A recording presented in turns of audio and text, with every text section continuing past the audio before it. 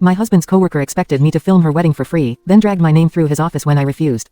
Concluded. Originally posted to our entitled people. My husband's coworker expected me to film her wedding for free, then dragged my name through his office when I refused. Trigger warnings: defamation, entitlement, manipulation, harassment. Mood spoilers: outrageous. I'm a 29 female videographer. I do weddings, small events, and promo videos for local businesses.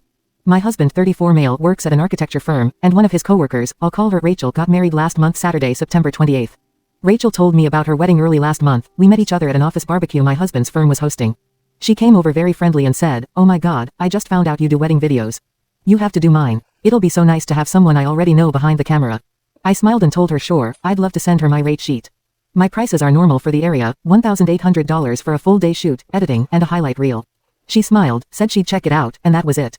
A week later, she texted me, saying, "Wait, I thought since we're basically family through your husband's job, you'd give me a friend discount or maybe do it as a gift, smiling face with hearts."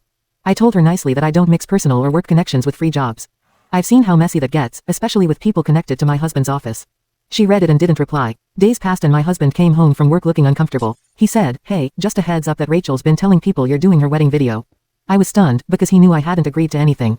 I texted her asking why she'd say that, and she replied, "Oh, I just assumed you changed your mind. I've been so stressed, I figured you'd understand." I told her clearly that I wasn't available that weekend and had already booked another client. She just said, "Okay, but I really hope you reconsider." The wedding day on the last Saturday of September 28th. At 7:10 a.m., my phone started ringing nonstop. It was Rachel. When I finally picked up, she was crying and yelling that her videographer had cancelled at the last minute and she needed me to come through for her. I told her I had another client and couldn't just abandon them. She completely lost it, accusing me of being heartless and ungrateful after she'd always been so nice to me and my husband. I told her this was exactly why I don't mix work and personal connections, and I hung up.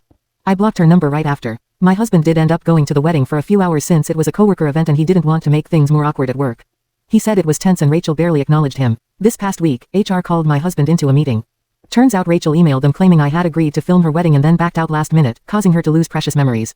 She even implied that I was somehow representing his firm because we're married. My husband had to explain the whole story to our, and thankfully they believed him, but it was still embarrassing for both of us. It's shocking that Rachel didn't stop at that. She made a Facebook post that night complaining about unprofessional videographers and tagged my business page. I had to contact Facebook to get it removed. Apparently, people in my husband's office are acting weird around him, like I'm a stuck-up wife who refused to help. I've worked hard to build my name and reputation, and I'm furious that someone's entitlement could threaten that, all because she didn't want to pay for a service. Some people really think knowing someone equals owing them. TLDR, my husband's coworker told everyone I was filming her wedding even though I never agreed, then tried to destroy my reputation when I refused to do it for free. My husband got dragged into HR over it this past Tuesday. Relevant comments. Commenter 1, if I was your husband I would file a complaint with HR about Rachel's harassment. It's as simple as that. Oop, he's done that already, and HR has warned her to stop any further actions regarding the matter or it'll be handed over to a legal counsel court which she'll definitely be penalized.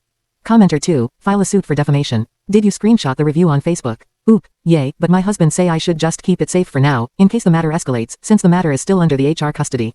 Commenter 3, did she really have her own videographer that cancelled last minute? Or was that just another manipulation ploy to force you to do it for free? Keep all your proof of conversations between you and her, and if things don't settle down for you and your husband's workplace, then take appropriate actions to shut that entitled awe down.